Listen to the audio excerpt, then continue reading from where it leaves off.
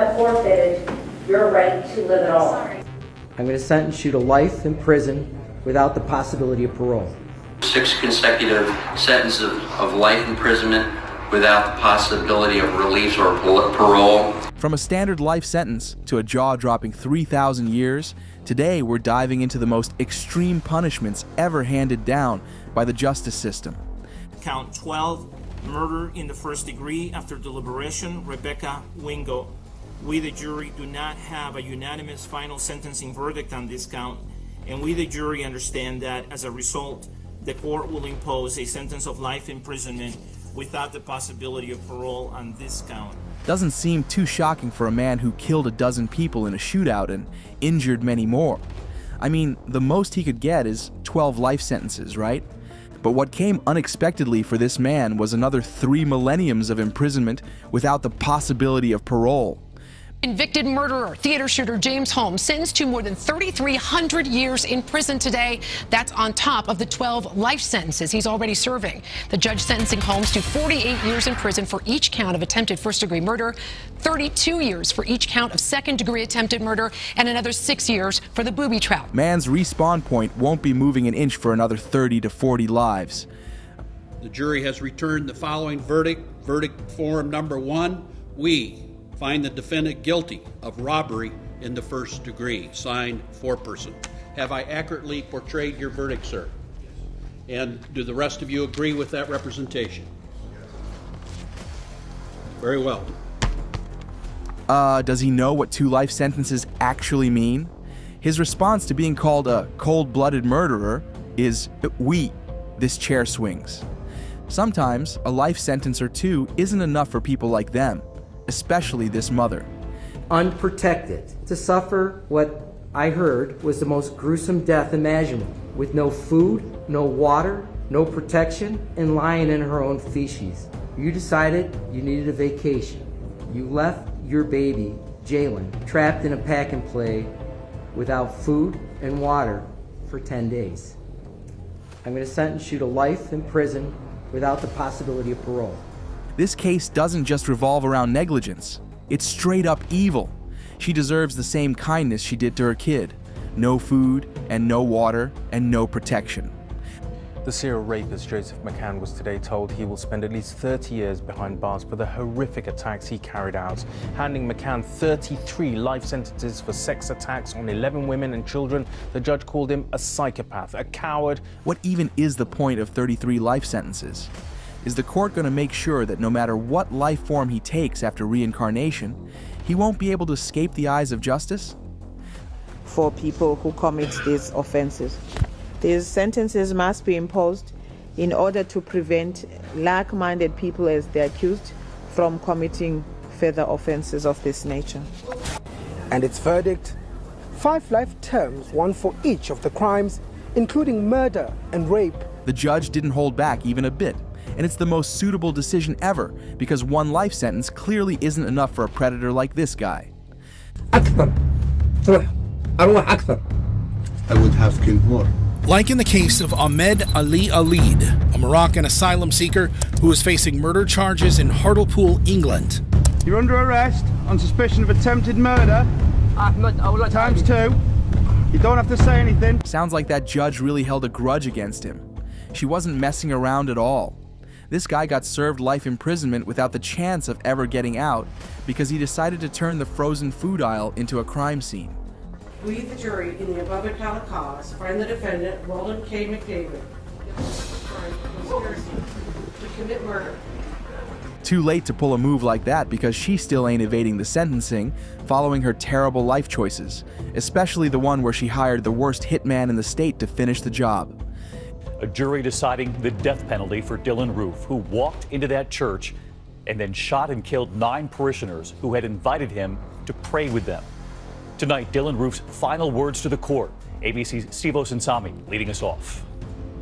It took jurors only 3 short hours. The most appropriate sentence is death. Even a death sentence is not harsh enough for what this monster did. He didn't just violate a building, he broke the code of peace in a sanctuary where people feel the safest, making his actions even more disgusting. The result is pretty much preordained. with 6 consecutive sentences of life imprisonment without the possibility of release or parole. It's the opportunity to live out your life to its natural end. 6 counts of aggravated murder? Yeah, at that point, life imprisonment was the only inevitable choice that the judge was left with. Jason Allen Thornburg, you have been adjudged by a jury to be guilty of capital murder, and the juror has answered the special issues, making it mandatory that your punishment be death. Therefore, this court sentences you, Jason Allen Thornburg, to death. It's no shock this guy got the death penalty. He is not just any man. He's a killer, straight out of a horror movie. He is a cruel butcher who has absolutely no regard for human life. Court defendants serve a term of life without parole. As to count 4, the offense of attempted murder. The judge did what he was supposed to do here. He should have thought twice before taking a life and destroying many others. Convicted serial rapist Nkosinathi Phakathi has been handed down a hefty sentence of 42 life imprisonment sentences, in addition to 791 years with 6 months for kidnapping, assault, and theft. Keeping the usual penal system in mind, 42 life sentences is a hell of a time for himself to become the prey. Well, from what we have heard, it doesn't end well for guys like him behind bars. In count 1, I will sentence you to death. Count 2, you will be sentenced to death. In count 3. The kind of horror this man committed doesn't make him eligible for a second chance.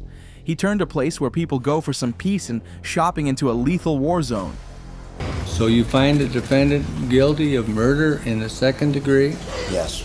Is that unanimous? Yes. This kid just wasted the prime years of 2 people, his own and the one he ended with his own hands.